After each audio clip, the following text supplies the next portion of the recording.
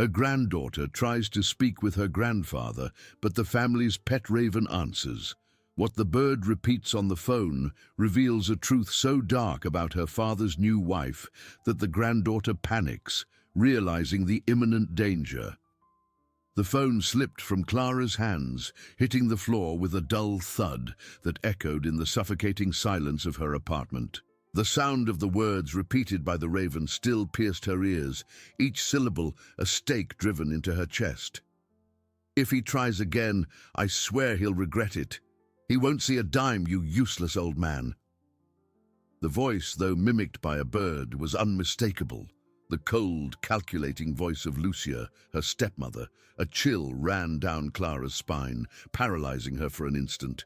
Panic rose like a wave, tightening her throat and blurring her vision. Her grandfather Arthur was in danger. It wasn't just the inheritance Lucia coveted, it was the old man's very dignity, and perhaps his life that was at stake. The neglect, the isolation, the veiled threats she had always suspected now had irrefutable proof, coming from the most improbable source. She knelt, her hands trembling as she picked up the device. The screen showed the call duration, 1 minute and 14 seconds that changed everything. 1 minute and 14 seconds of pure terror. Why a raven? Why not Lucia? Clara's mind reeled. Lucia must have left the phone nearby, perhaps even intending for the bird, known for its intelligence and mimicry, to repeat something. A display of power, that she controlled every aspect of Arthur's life, including his communications. Or perhaps it was just a careless oversight that turned into a fatal revelation. Clara closed her eyes, trying to calm her racing heart. Memories of her grandfather, a vibrant and lively man, contrasted painfully with the image of a frail, isolated elder she hadn't seen in months. Lucia had built an insurmountable barrier around him, justifying his reclusion with Arthur's delicate health and the need for peace and quiet. Clara had reluctantly accepted the explanation, but there had always been a pang of discomfort. Now, that discomfort had turned into an agonizing certainty. She needed to act. But how? Lucia was cunning, calculating, and had the means to protect herself. Arthur's empire was vast, and Lucia had infiltrated every crevice, controlling finances, staff, and apparently even his calls. The police? Without concrete evidence, just the account of a raven, it would be difficult. Her family, the other aunts, uncles, and cousins, had been gradually pushed away by Lucia, or were blinded by their own indifference or fear of crossing the new matriarch. Clara took a deep breath, feeling the cold air cut into her throat. She had no time to hesitate. The raven's words were a sentence, not just for her grandfather, but for her too, if she did nothing. She needed a plan, a quick, discreet, and effective plan. If Lucia knew she had discovered something, the consequences would be unpredictable and perhaps irreversible. She unlocked her phone again, her fingers dialing a familiar number. It wasn't the police nor another relative. It was the number of an old family friend, a respected lawyer who had handled Arthur's affairs for years, before Lucia took control. Perhaps she could offer some guidance, some clue on how to infiltrate the fortress Lucia had built. The line rang, and each tone was an anxious drumming in her chest. The friend's voice, firm and reassuring, finally answered, but Clara could barely speak, urgency and fear catching in her throat. She needed to tell her everything, and fast. "Sophia, I need your help," Clara managed to stammer, her voice choked by a mix of fear and adrenaline. The silence on the other end of the line was filled only by Clara's heavy breathing, as she desperately tried to swallow the lump that had formed in her throat. "Clara, what's wrong? Are you all right? Your voice. You sound like you've seen a ghost." Sophia's voice, previously warm, now carried a hint of concern. Sophia was a middle-aged woman with a keen eye and an unwavering demeanor forged by years of legal battles. She had known Arthur and his family for decades, and the millionaire's sudden reclusion under Lucia's care had always bothered her. "It's Grandpa. It's Lucia. I called his house just now and a raven answered. The raven Sophia. It repeated her threats, the threats she makes to Grandpa." Clara blurted out, her words tumbling over each other in her haste. She closed her eyes, reliving the horror of that minute and 14 seconds. It said, "If he tries again, I swear he'll regret it. He won't see a dime, you useless old man." It was her voice, Sophia, perfect, only coming from the raven. On the other end, there was a brief but unsettling silence. Clara could imagine Sophia's expression, alternating between confusion and disbelief. "A raven, Clara? Are you sure? That's very unusual," Sophia finally said, her voice more cautious now, trying to process the bizarre information. "I know how absurd it sounds. I wouldn't believe it if I hadn't heard it with my own ears. But it was her voice, Sophia. That same coldness. She's isolating Grandpa, threatening him, and now I'm sure he's in danger. It's not just the inheritance. I think she's destroying him, psychologically, maybe even physically, I don't know. I haven't been able to speak to him in months." Clara's anguish overflowed, and a solitary tear traced a path down her cheek. Sophia sighed, a heavy sound that traveled across the line. "Clara, I always knew Lucia was a piece of work, ever since she convinced your father to marry her, and then married Arthur so quickly after his death. That woman has an ambition that borders on sociopathy, and the way she pushed everyone away one by one, using Arthur's health as an excuse. I tried to warn your father back then, but he was blind. And Arthur was always a stubborn man, but also very vulnerable to persuasion when he felt alone. So you believe me?" Clara's question was almost a whisper of hope. "I believe something very serious is happening, Clara. A raven repeating threats is, at the very least, a disturbing symptom of a toxic environment.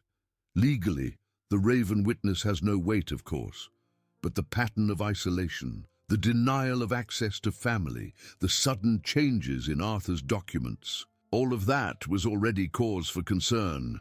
This call, as strange as it is the trigger we needed." Sophia's voice took on a firmer, more professional tone.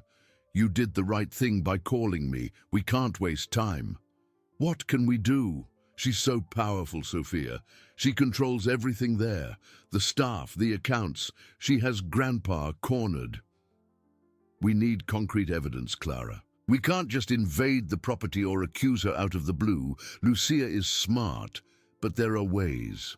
First, I need everything you know about the last few months. Any detail about the isolation, her excuses, the times you tried to contact your grandfather and were prevented. Write everything down. Second, we'll try a more formal approach. I'll send a legal letter of concern, requesting access to Arthur and an independent assessment of his health and well-being. I don't expect her to cooperate, but this establishes an official record. What if she refuses? Fear tightened Clara's chest again. Then we'll have grounds to escalate. We can request a court order for assessment, alleging possible elder abuse and coercive isolation. But this could be a long process, and Lucia will fight tooth and nail. The risk is that while we fight in court, Arthur continues to suffer. Sophia paused. There's something else. Do you have any contact with any of Arthur's old staff?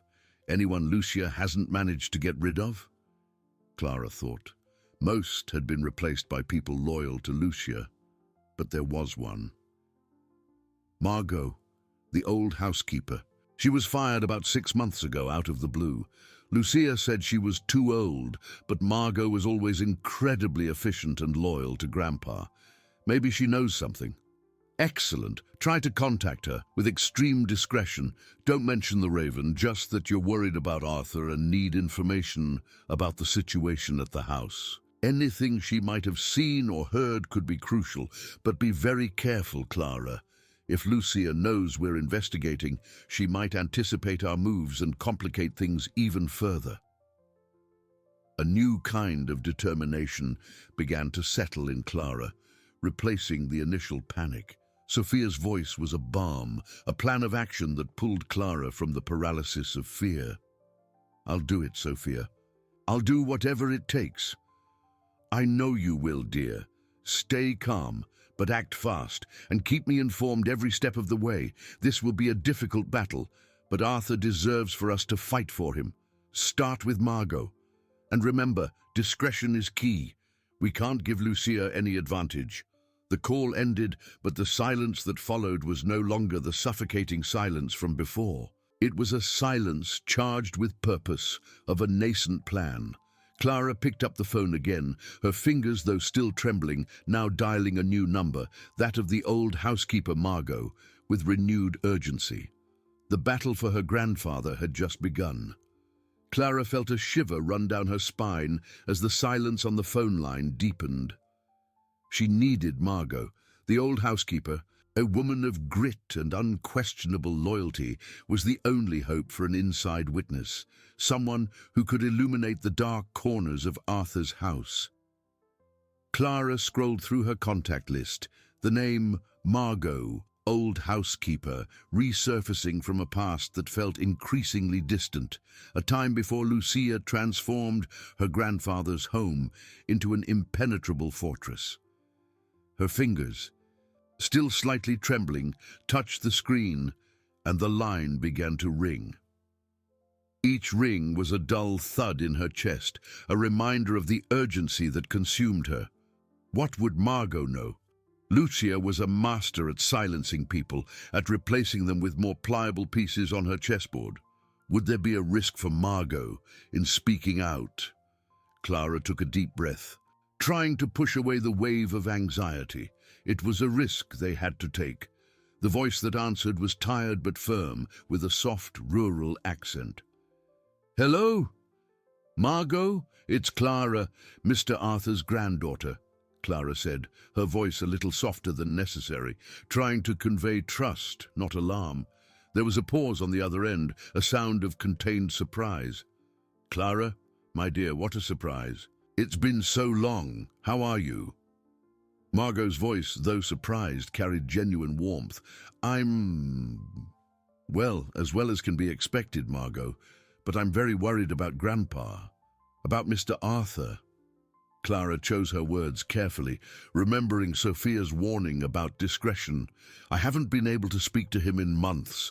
Lucia keeps me from him, always with the excuse of his health. But something tells me it's not just that. I feel like he's not well, that something serious is happening in the house." A heavy sigh echoed through the line, and Clara felt Margot's tension. "Oh, Clara, I knew someone would realize it eventually. That woman. She's poison. Ever since she fired me, I lose sleep thinking about Mr. Arthur." Clara's heart leaped. "You knew? What happened? Margot, why did she fire you? You were always so dedicated to Grandpa." Margot's voice became a whisper, laden with hurt and fear. "She didn't want prying eyes, Clara. I saw things, I heard things. Mr. Arthur was becoming more and more isolated. She kept him away from everyone, even the oldest staff. She'd say he was delirious or confused if he tried to talk to anyone about his business or his family. And the things she'd say to him. Oh, my dear, it was cruel. She called him a useless old man, threatened to cut off his allowance, said he had no control over anything anymore." Clara felt a lump form in her throat, the raven's words echoing in her mind with terrifying clarity. She threatened him. Constantly, especially when he tried to call someone or when he asked about company papers. She humiliated him. She said he was a burden, that she was losing her youth, taking care of him, when in fact she did nothing but give orders and spend his money. She locked him in his room for hours, sometimes even a whole day, if he defied her. And his medication, Clara. She controlled everything. Once he was very agitated, and she said she was going to deal with him.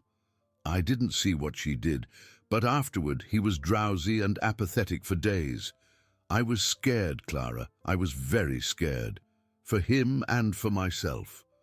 Margot's revelation was a punch to Clara's gut. It wasn't just neglect, it was psychological and possibly physical abuse. The Raven hadn't exaggerated, it had merely repeated the raw, brutal truth. And why did she fire you, specifically? Clara asked, her voice choked. I confronted her once. I couldn't bear to see Mr. Arthur so thin, so sad.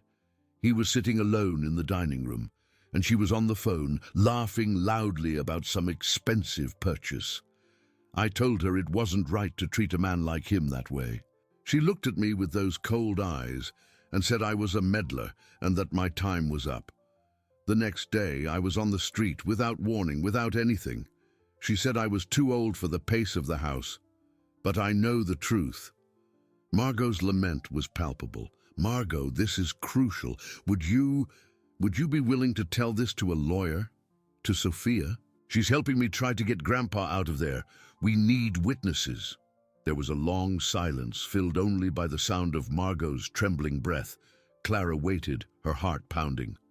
I don't know, Clara. She threatened me, said if I spoke up she'd make me pay. She has a lot of power. The fear in Margot's voice was evident. I understand, Margot, but Grandpa, he needs us. He's suffering. If we don't do anything, she'll get what she wants and he'll be lost. You wouldn't be alone. Sophia is a very respected lawyer, and I'll be with you every step of the way. Margot's hesitation was a heavy burden. Clara could feel the conflict in the old housekeeper, loyalty to Arthur battling against terror of Lucia. The distant sound of a car passing on Margot's street broke the tense silence. Give me some time, Clara. I need to think, but I can't promise anything. That woman, she's dangerous. Please, Margot, think of Grandpa. He loved you like family. He needs your help more than ever. I'll call you tomorrow, Clara. Early morning, don't worry, I'll think about it. And with those words, Margot hung up. Clara lowered the phone, feeling exhausted, but a new fire burned in her chest. Margot's words validated all her fears and suspicions. Arthur's situation was even more serious than she had imagined. She needed to ensure Margot's protection and, above all, her grandfather's. The fight had intensified, and with each new revelation the urgency became more suffocating. The phone slipped from Clara's trembling hand, falling softly onto the sofa. The silence that followed was deafening, filled only by the distant hum of the refrigerator and the frantic pulse of her own blood in her temples. Margot's words echoed in her mind like a somber chorus. Useless old man, locked him in his room, controlled his medication. It wasn't just neglect. It was a slow, cruel form of torture, a systematic annulment of her grandfather's dignity. The Raven hadn't lied. It had merely given a sample of the brutal truth. Clara felt a chill run down her spine, but it wasn't from paralyzing fear. It was the cutting coldness of anger, of determination. She picked up the phone again, her fingers now firm. There was no time to wait until morning. Sophia needed to know immediately. Sophia's voice answered on the third ring, with a slight tone of surprise. Clara, has something happened? Sophia, it's me. Sorry to call at this hour, but I spoke with Margot, the old housekeeper, and it's much worse than we imagined. Clara's voice was choked, but carried an undeniable urgency. Sophia was silent for a moment, her breath audible through the line. Tell me everything, Clara, every detail. Clara poured it all out, Margot's words flowing like a torrent. The isolation, the humiliations, the threats, the control of medication, the arbitrary dismissal. She described Margot's voice, the fear and hurt that permeated it, and her hesitation to testify due to Lucia's threats. When Clara finished, Sophia's silence was heavier, more thoughtful. This is serious, Clara, very serious. It's elder abuse in its cruelest form, and Margot's testimony, if she's willing to depose, is a key piece. But she's scared, Sophia. Lucia threatened her. said she'd make her pay if she spoke. I understand her fear. Lucia is a dangerous woman and she won't hesitate to use her power to intimidate. But that's exactly why we need to act quickly and intelligently. Margot's information validates everything the Raven told you. We have a pattern of coercive and abusive behavior. Sophia paused, and Clara could hear the sound of papers being handled on the other end. First, we'll ensure Margot feels safe. I will draft a legal letter to Lucia tomorrow morning, formalizing our concern and requesting immediate access to Arthur and an independent medical evaluation. This establishes a legal record and, more importantly, shows Lucia that we are acting. She may try to ignore it, but she won't be able to claim ignorance afterward. And Margot? Clara asked, worry tightening her chest. I will contact her with your permission, not to pressure her, but to offer legal protection. I can explain to her that, as a witness to abuse, she has rights, and that we can guarantee her safety if Lucia tries to retaliate. Lucia's threat is serious, but the law is stronger. We need her to understand that. Yes, please. Do whatever you can for her. She's a good person and doesn't deserve this. Of course. And in the meantime, Clara, start organizing everything you have. Dates, times of unanswered calls, Lucia's excuses, anything that can corroborate Margot's account. The more evidence we have, the stronger our case will be. This won't be a quick battle, but now we have an arsenal. The sound of a clock striking the hours echoed in the background of Sophia's call. It was late, but the night brought no rest. Lucia will fight, Clara murmured, the cold image of her stepmother surfacing in her mind. She will, but now, Clara, she knows she's no longer playing alone, and that changes everything. Time is crucial. Every day that passes is another day of suffering for Arthur. Go rest. Or at least try. Tomorrow we'll have a lot of work. The call ended, and Clara no longer felt exhausted, but rather energized by a new sense of purpose. Uncertainty had given way to a plan, and fear to fury. The battle for her grandfather had turned into a declared war, and Clara, with Sophia's help and Margot's courage, was ready to fight. She felt the weight of the coming day, the tension of an imminent confrontation, but also an unwavering conviction. Arthur was not alone. Clara couldn't sleep. The image of Arthur, isolated and humiliated, alternated with Lucia's cold face, a mask of false solicitude that now crumbled to reveal the cruelty beneath. She got up before dawn, the apartment still plunged in a heavy silence, broken only by the distant crow of a rooster in the neighborhood. There was a clarity in her mind that physical exhaustion could not erase. Hesitation had dissipated, replaced by a silent fury and an iron determination. As the pale morning light began to peek through the curtains, Clara made coffee and started sifting through her phone and emails. She looked for anything. Unanswered messages from her grandfather, before the calls stopped, emails from Lucia with flimsy excuses for cancelled visits, old photos of Arthur that could contrast with what Margot had described. Each item was a pang, a reminder of lost time and the subtle manipulation she hadn't noticed. The phone rang, and it was Sophia. Her voice was clear, with no trace of sleep. "Good morning, Clara. How are you?" "Ready for war," Clara replied, feeling the truth in her own words. "Good, because the war has begun. I just sent the letter to Lucia. It's a formal document requesting immediate access to Arthur and an independent medical evaluation. I made it clear that we are aware of his situation and that any attempt at obstruction will be treated with due legal gravity." A shiver of satisfaction ran through Clara, and Margot... I tried to call her, but she didn't answer. I left a detailed voicemail, explaining that I'm here to protect her legally. I told her that the law is on the side of those who report abuse, and that Lucia cannot threaten her with impunity. I also sent an email with contact information and a summary of her rights as a witness. I hope she sees it. Clara felt a weight lift slightly from her shoulders. Thank you, Sophia, truly. It's my job, Clara, and it's the right thing to do. Now, the next step is to await Lucia's reaction. She won't be able to ignore this. The letter is a warning, a declaration of intent. She knows we are acting. The mention of Lucia brought back the pang of anxiety. She's going to freak out, I know her. Probably, but that's good. Her reaction will give us more information. Keep me updated with everything you find, and don't hesitate to call me for anything at any time. The call ended, and Clara returned to her search for evidence.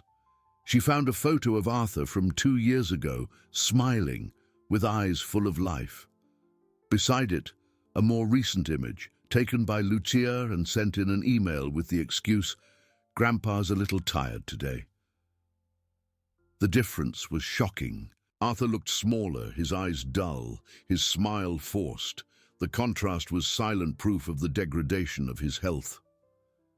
Hours later, as Clara organized the documents and images into a digital folder, the phone rang again. It was an unknown number. She hesitated, her heart racing, but answered, "Clara, it's Margot." The old housekeeper's voice was low, but there was a new firmness in it. "Margot, did you get Sophia's message?" "I did, and I thought a lot. I can't leave Mr. Arthur like this. He was always so good to me, that woman. She can't win. I'll help you, Clara. I'll testify, but I'm scared."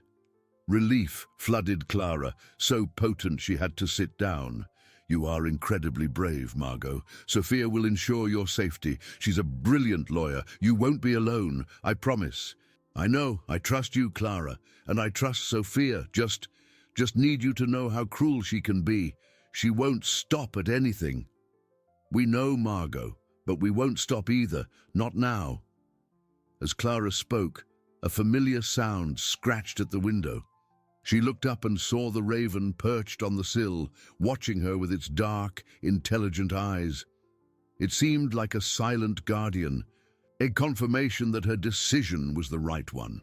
The bird tilted its head, and a soft caw escaped its beak, almost like a nod of approval. The raven's presence, Margot's commitment, Sophia's determination, everything aligned. The battle for truth and justice was just beginning, but Clara felt that for the first time in a long time, they had a real chance. The darkness Lucia had imposed on Arthur was beginning to crack, and the light, however faint, promised to expand. The faint glow of dawn promised a new day, but for Lucia, the morning began with a sudden, cutting darkness. The white envelope, left discreetly on the mahogany table in the mansion's entrance, seemed innocent at first glance. But the letterhead of Sophia Carvalho's law firm was a premonition, a name Lucia knew all too well to ignore. She tore the paper with contained fury, her breath caught in her throat as her eyes scanned the cold, formal lines.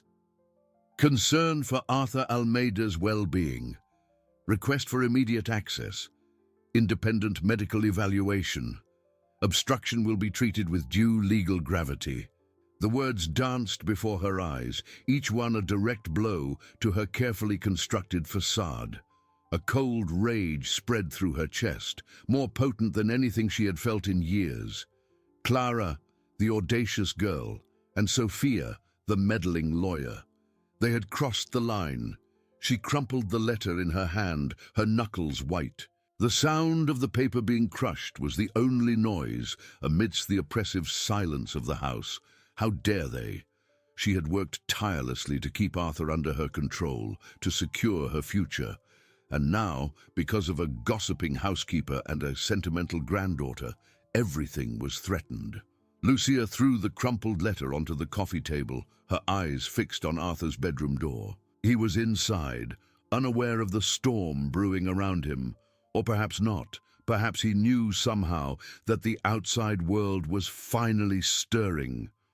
She picked up the phone, her fingers dialing Clara's number with furious speed. The call went to voicemail. She tried again and again, with each attempt her anger growing. Clara was hiding, coward. "You'll regret this, Clara," she murmured into the empty air, her voice laden with venom. "You and your lawyer, and anyone who dares to get in my way." Meanwhile, in Clara's apartment, the phone vibrated incessantly with calls from an unknown number that she quickly blocked. She knew it was Lucia. The lawyer had predicted this. Clara was focused on organizing the mountain of evidence she had gathered. Photos, screenshots of text messages, emails. Each item was a piece of the puzzle, painting a grim picture of Lucia's manipulation. The phone rang again, but this time it was Sophia. "Good morning, Clara. How's the storm?" "Lucia is calling non-stop from an unknown number. I blocked it. She must have received the letter." Clara's voice was firm, but the tension was palpable. "Excellent. That means she's feeling the pressure. Don't answer. Don't give her a chance to intimidate you. Let her scream into the void." Sophia sounded calm, her voice a counterpoint to Lucia's fury. "Margot called me. She's scared, as expected, but her determination is impressive. She agreed to meet with me this afternoon to formalize her testimony and discuss protective measures." A sigh of relief escaped Clara. "That's great, Sophia. It means we have Margot." "A key testimony, yes, but it also means Lucia will intensify her tactics. She's not a woman who accepts defeat easily. We need to be one step ahead. I've already initiated the process to request a court order that allows us access to Arthur and the medical evaluation. The letter I sent her is the first step to establish the legal basis for this." "What if she refuses to allow the doctors in?"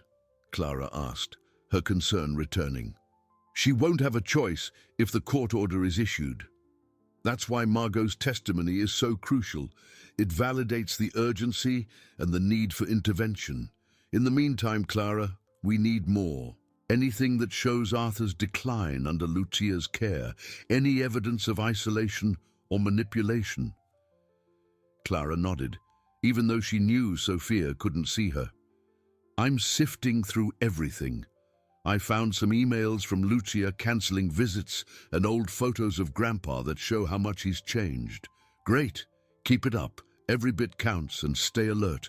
Lucia might try other approaches. She might try to involve other family members or even try to discredit Margot."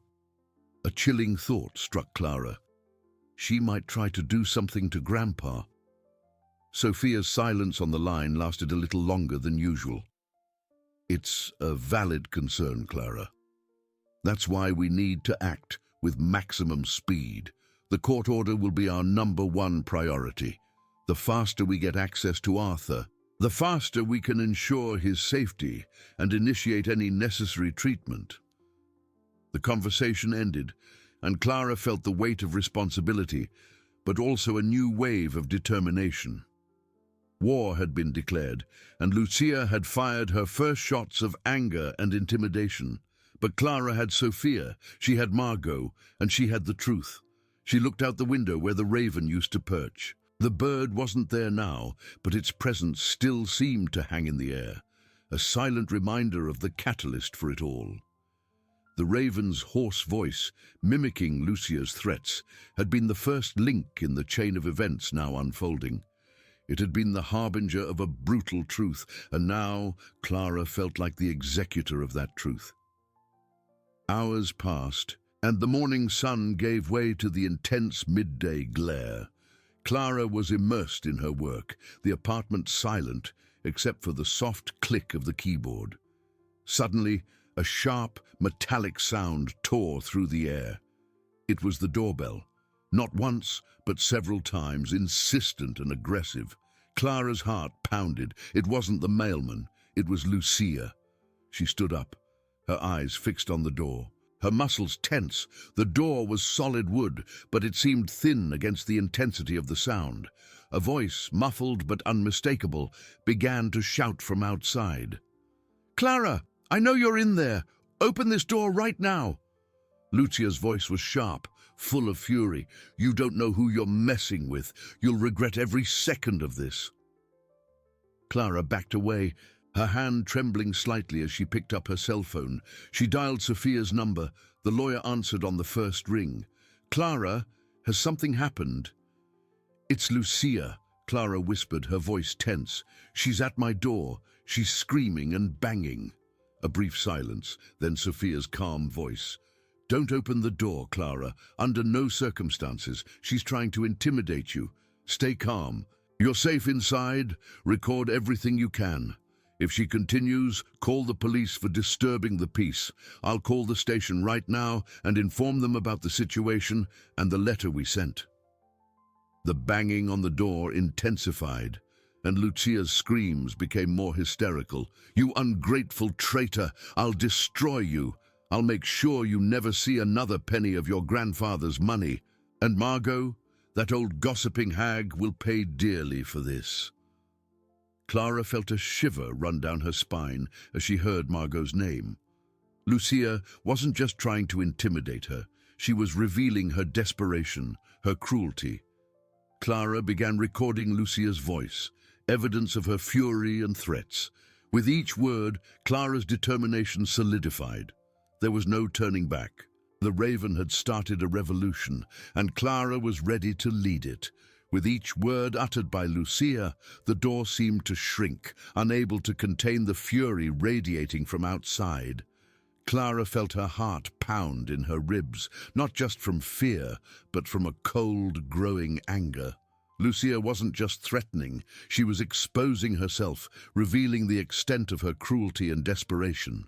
The cell phone recorder captured every venom-laden syllable, every violent bang against the wood. "You think you're smart, don't you, Clara?" Lucia shrieked, her voice distorted by rage. "But I know what you're doing. You and that old meddling housekeeper, you won't get anything. Arthur is mine, and the inheritance too." The sound of a heavy object hitting the door made Clara jump back. A sharp cry escaped Lucia's throat, followed by an incoherent murmur of curses. Clara gripped her phone, her hands sweaty. What was Lucia doing out there? Was she trying to break down the door? Fear mingled with indignation. Suddenly, a distant rising wail of a siren tore through the air, coming from the street. Lucia's voice choked, and the banging ceased abruptly. Clara held her breath, listening intently. The sound of the siren approached rapidly. A final, low, drawn-out curse escaped Lucia, and then the sound of hurried footsteps retreating down the stairs. The silence that followed was almost as deafening as Lucia's fury. Clara waited, tense, until the sound of the siren stopped right in front of the building. A few seconds later, the doorbell rang again, this time with a firm, official cadence. She looked at her phone, where the recording was still active. Sophia had been quick. With a trembling sigh, Clara opened the door, revealing 2 police officers standing in the hallway. "Good afternoon, miss," one of them said with a serious expression. "We received a call about a disturbance of the peace. Has Miss Lucia Almeida already left?" "Yes," Clara replied, her voice still a little choked. She just left. I was recording." She showed her phone. The officers nodded, jotting something down in their notebooks. They asked a few questions, ensuring Clara was safe and that Lucia had caused no damage. Clara briefly explained the situation, mentioning the letter from the law firm and the legal dispute. They promised to record the incident and patrol the area. As soon as the officers left, Clara closed the door and leaned against it, feeling her legs weak. The adrenaline began to subside, leaving a trail of exhaustion. "Clara, is everything all right?" Sophia's voice was laden with concern. "Yes, she's gone. The police came. You were very quick.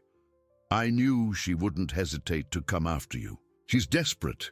This only reinforces the urgency of our request for a court order. The recording you made is gold, Clara. It not only proves the disturbance, but also the threats and the admission about the inheritance and Margot. This will be crucial for the judge to see her character and the need for immediate intervention." "She threatened Margot," Clara said, worry returning. "She said Margot would pay dearly." "I know.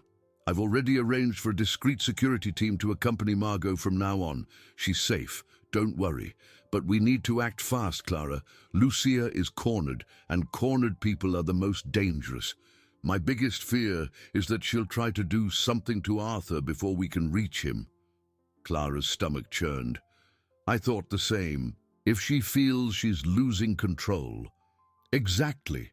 That's why the court order is our top priority. I've already filed the request, and I'm using the recording and all the material you've gathered to argue for urgency. We need a hearing as soon as possible. In the meantime, keep searching. Anything that shows Arthur's deterioration or Lucia's manipulation. I'll meet with Margot this afternoon to formalize her testimony and ensure she is completely protected. Clara nodded, feeling a new wave of determination. Lucia's visit, though terrifying, had only served to solidify her conviction. There was no more room for hesitation. The battle was in full swing, and Clara was ready for every blow. She hung up, looked at the now silent door, and then at the window. The raven wasn't there, but the memory of its core, the sound echoing Lucia's threats, had never been so vivid. It had been the harbinger, and now Clara felt more than ever the executor. Lucia's darkness had tried to swallow her, but Clara emerged stronger, more focused. She sat at her desk, the soft click of the keyboard, resuming the melody of justice she was determined to play. The soft click of the keyboard, which once seemed the melody of justice, now sounded like the tick-tock of a relentless clock. Clara sat at her desk, her body still vibrating with the residual adrenaline of the confrontation.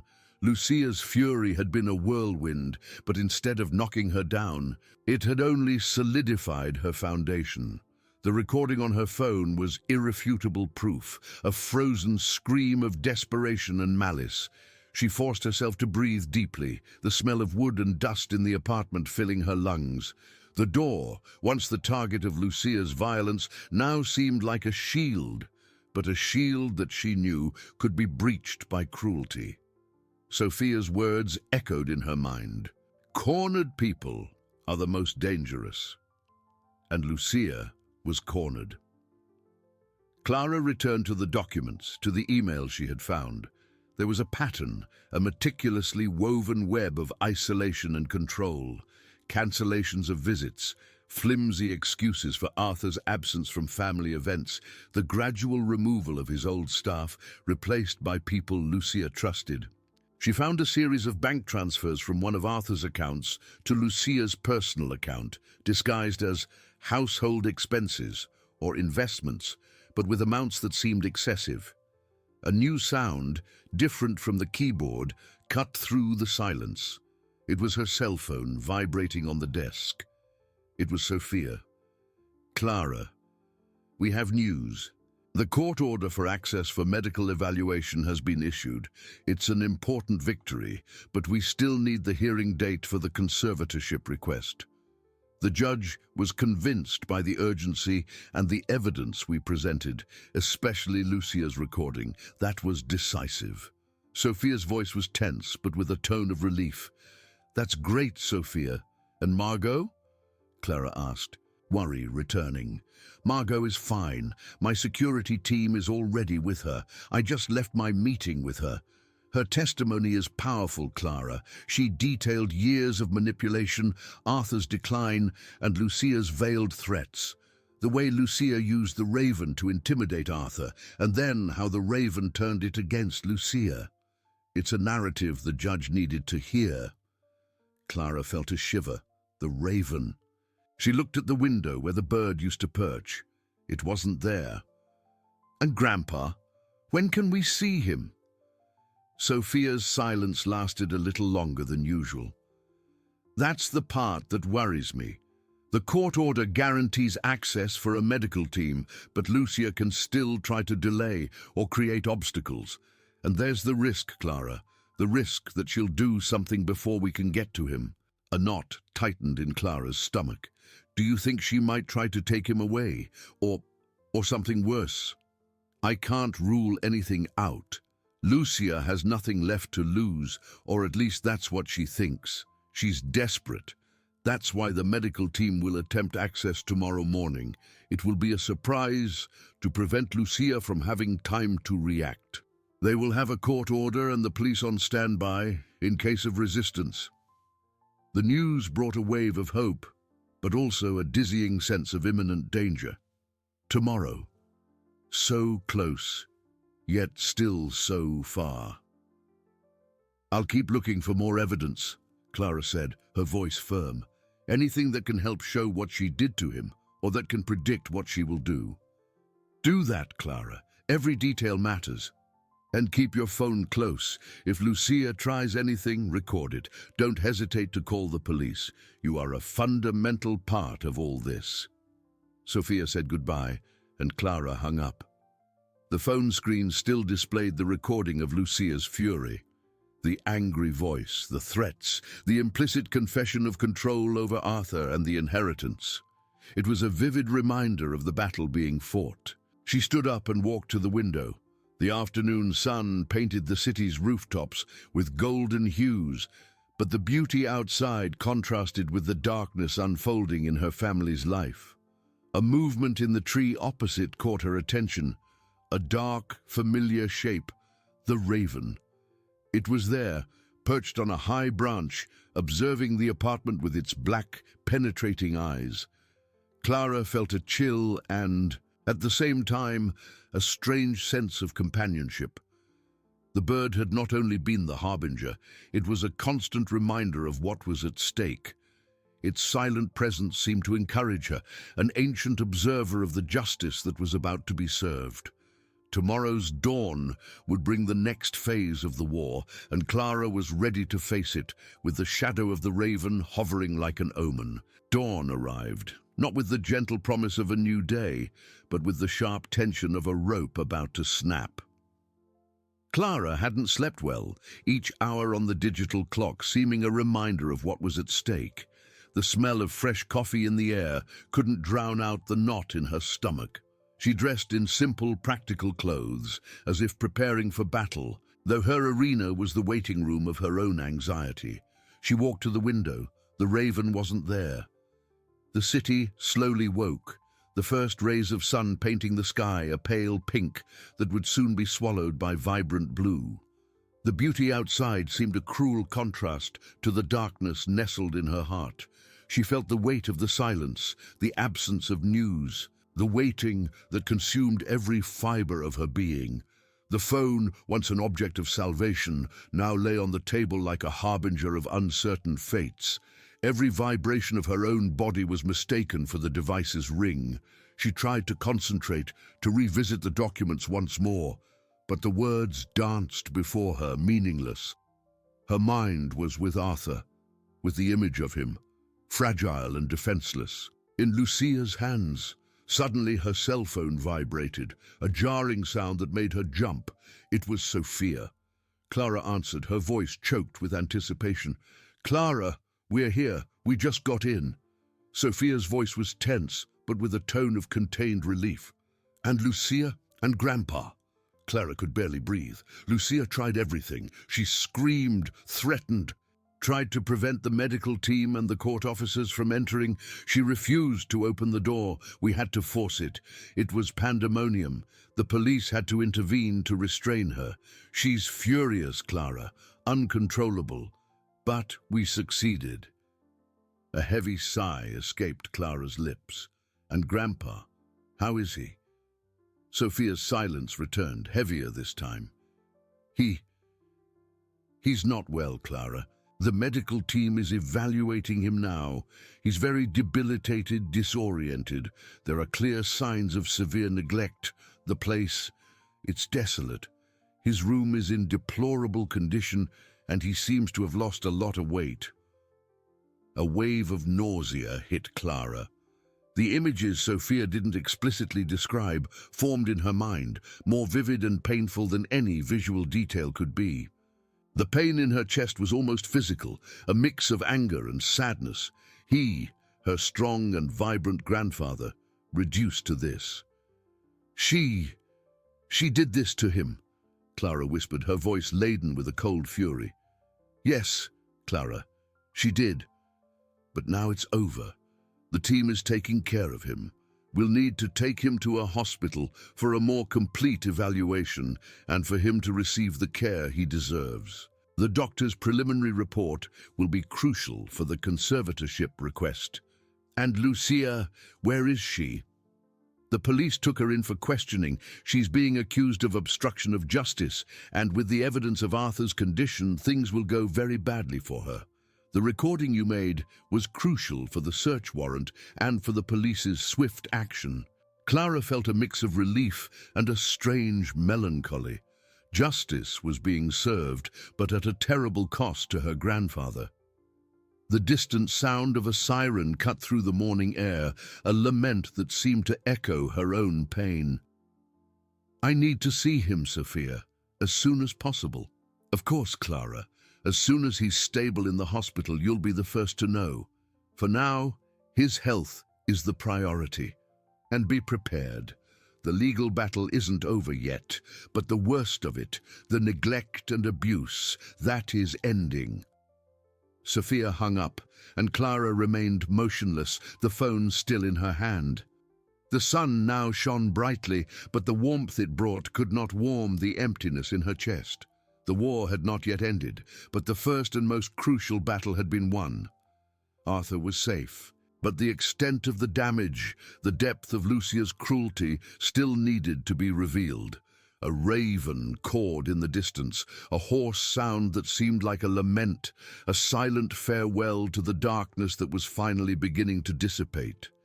The sun now shone brightly, but the warmth it brought could not warm the emptiness in Clara's chest. The following hours were a blur of agonizing waiting.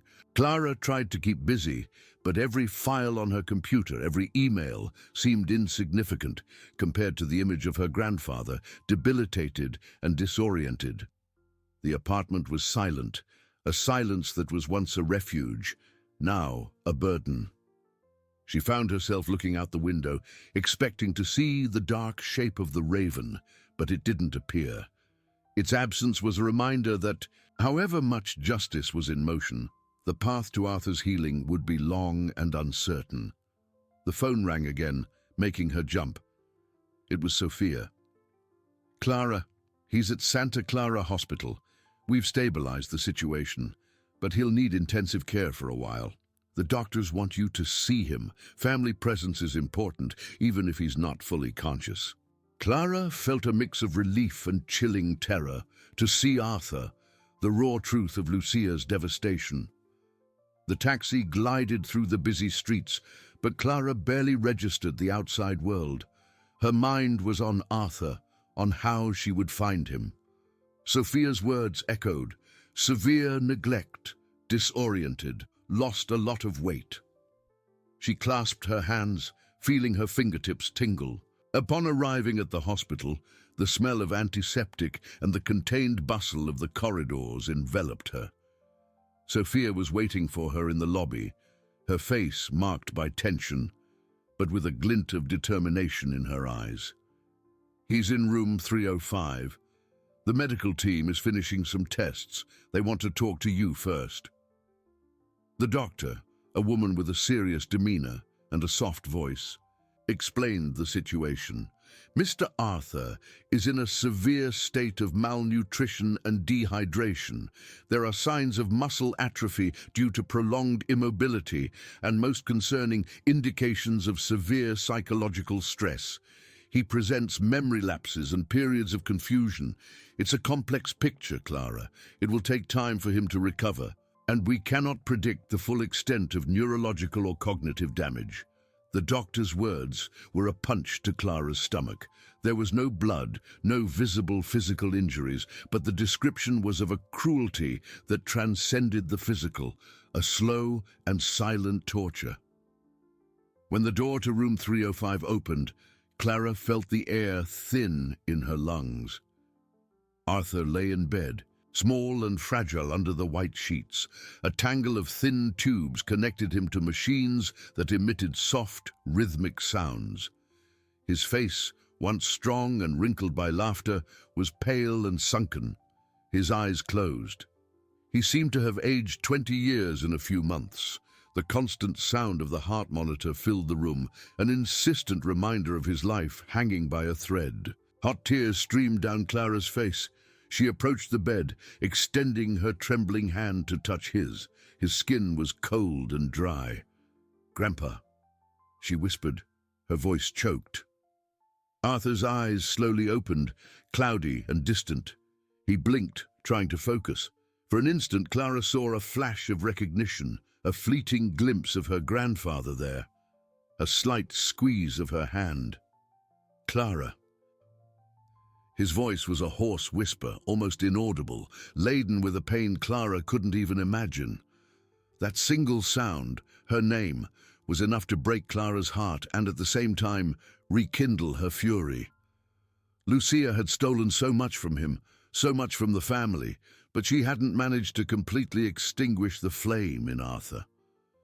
Sophia approached, placing a comforting hand on Clara's shoulder. "He'll need you, Clara, more than ever." Clara nodded, wiping away her tears with the back of her hand. The melancholy of the scene gave way to an iron determination.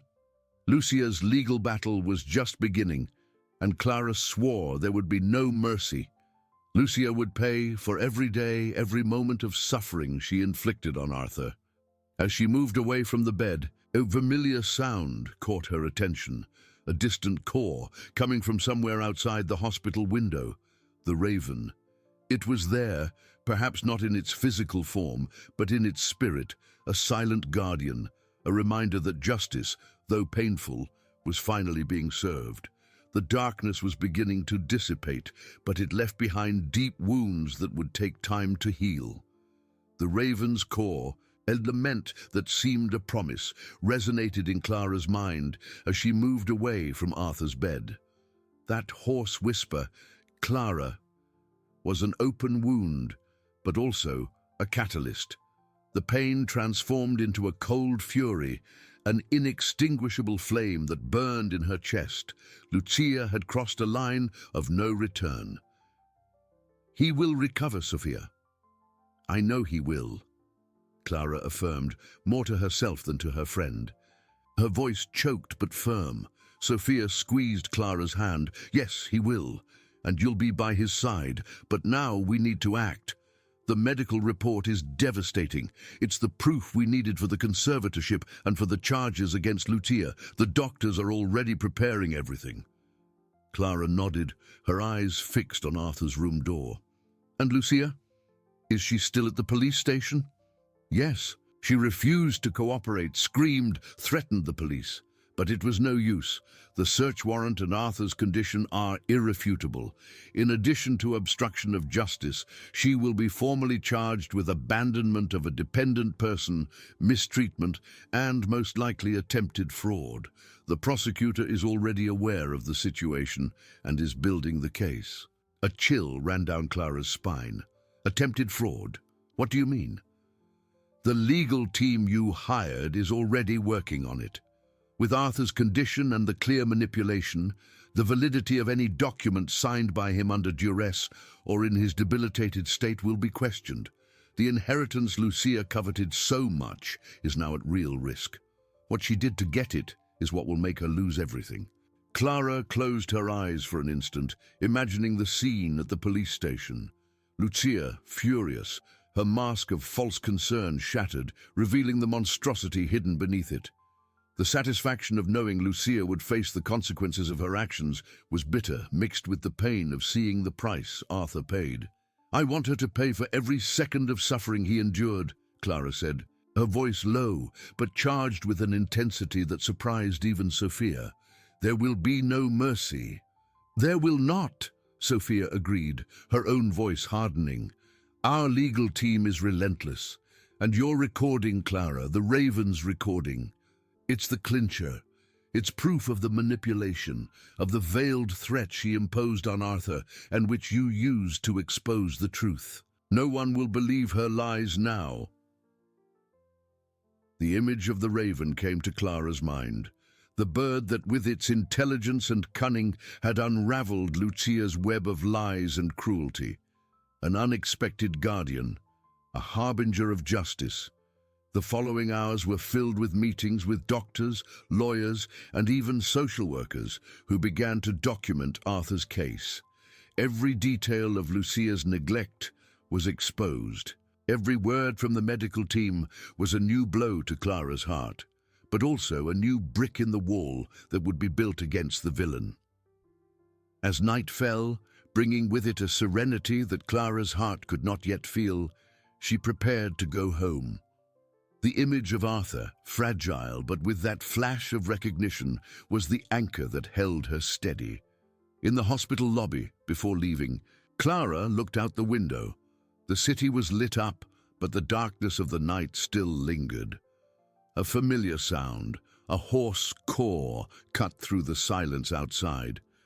The raven was there, perched on a high branch of a tree in front of the hospital, its dark silhouette against the moonlight.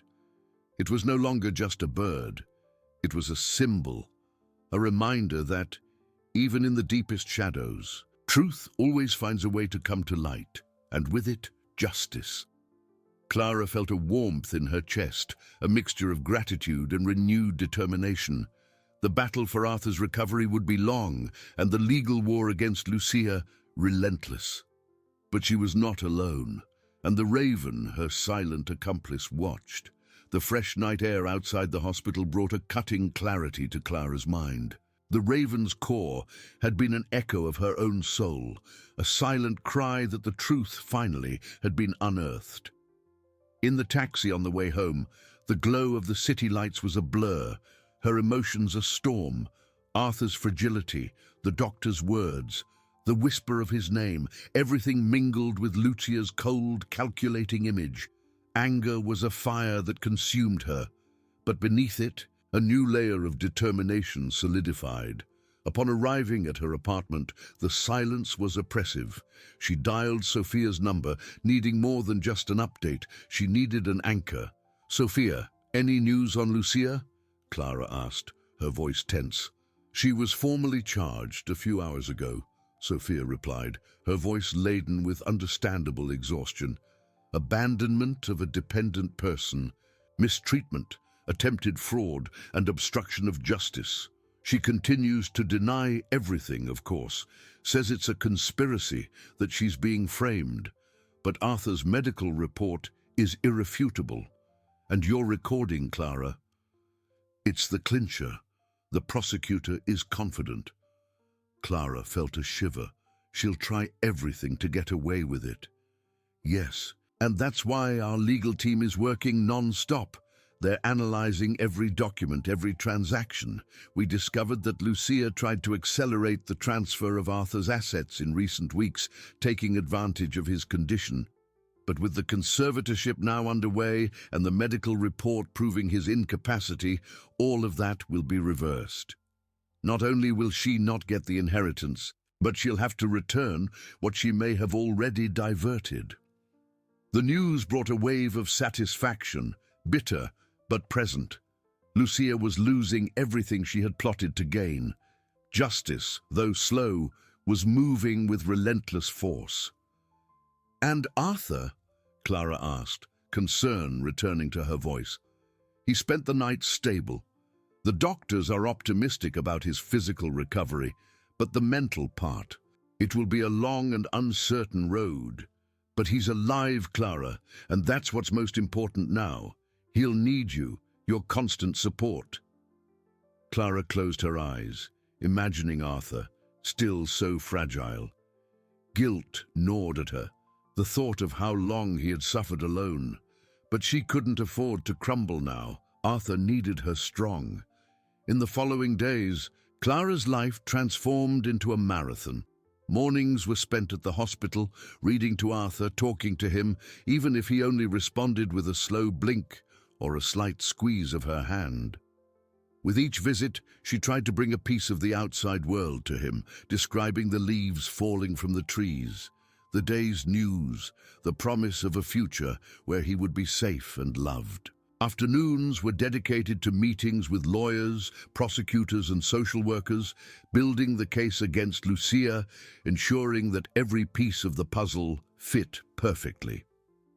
The press began to cover the case, the story of the isolated millionaire and his ambitious stepdaughter. Lucia's name was dragged through the mud, her reputation, once impeccable, shattered. Rumors spread about Lucia's uncontrollable rage at the police station, her screams and threats, painting a clear picture of her true nature. The mask had completely fallen. One afternoon, while Clara was in the hospital waiting room, waiting for authorization to see Arthur, she heard a familiar caw. She looked out the window, and there he was, perched on the same tree branch, watching.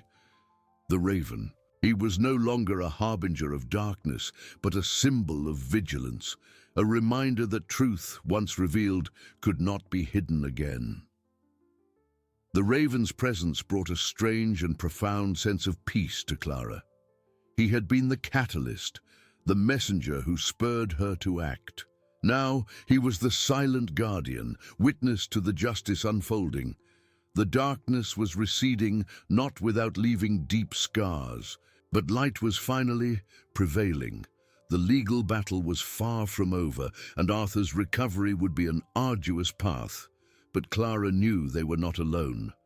The raven, with its ancient wisdom, seemed to nod in silence, a promise that vigilance would continue. The days unfolded in an exhausting dance of hope and bureaucracy. Clara divided her time between Arthur's bedside and the courtrooms, where Lucia's charade was dismantled piece by piece. Every medical report, every testimony from the nurses who had noticed the neglect, every bank statement showing Lucia's suspicious transactions was a nail in the coffin of the villain's freedom. At the hospital, Arthur continued his slow but remarkable recovery. One day, as Clara read an old novel he loved, Arthur's eyes opened completely, fixed on her. A faint, almost imperceptible smile curved his lips. "Clara," he whispered, his voice hoarse and weak, but unmistakable. A tear streamed down Clara's face, a mixture of relief and gratitude. He was coming back. That was the grandfather she knew, emerging from the darkness. In court, the atmosphere was tense. Lucia, impeccably dressed, maintained a defiant posture, her eyes flashing with anger and contempt. The prosecutor presented Clara's recording, the raven's caw mimicking Lucia's threats, irrefutable proof of manipulation and psychological abuse. A shocked silence fell over the room. Lucia's defense crumbled. There was no way to refute the raven's voice, the voice Lucia had tried to silence for so long. The verdict came swiftly and relentlessly. Guilty. Guilty of abandonment of a dependent person, mistreatment, attempted fraud, and obstruction of justice. The sentence was severe, a reflection of the cruelty of her acts. Lucia would be stripped of any right to the inheritance, and what she had diverted would be recovered. Upon hearing the decision, Lucia let out a shrill cry that echoed through the courtroom. Her face contorted into a mask of hatred and despair. The mask of false concern had been replaced by the villain's true face, exposed for all to see. She was escorted out, her empty protests fading in the corridors of justice. Clara felt an immense weight lifted from her shoulders. Justice had been done. But the victory was bittersweet. Arthur still had a long way to go, and the emotional scars would take time to heal. However, he was alive, surrounded by love and care, and that was what mattered. In the following months, Clara dedicated herself entirely to Arthur's recovery. The physical therapy and speech therapy sessions were arduous, but he faced them with a silent determination. Slowly, words returned, movements became firmer. Arthur's house, once a dungeon of isolation, was filled with laughter and conversation, with the constant presence of Clara and Sophia. One morning, as Arthur and Clara had coffee in the garden, a familiar caw cut through the air. Arthur, who was reading the newspaper, looked up. On the highest branch of the old tree, the raven was perched, watching them. Its black eyes seemed to shine with an ancient intelligence. Clara smiled at the bird, a deep gratitude in her heart. Arthur, with a visible effort, extended his hand in a gesture of recognition. "Our friend," he murmured, a genuine and warm smile spreading across his face. The raven seemed to accept the greeting. With a final caw, which sounded like a farewell, it spread its dark wings and took flight, disappearing into the blue sky. It had fulfilled its mission. The truth had been revealed, justice served, and the silent guardian could, finally, depart. Clara looked at Arthur, who watched her with renewed affection. The darkness had been dispelled, and although the marks of the past remained, a new dawn of hope and love rose over them. Life, with its complexities and challenges, would continue, but now they would face it together in the light of a future where truth, once unearthed, would never be buried again.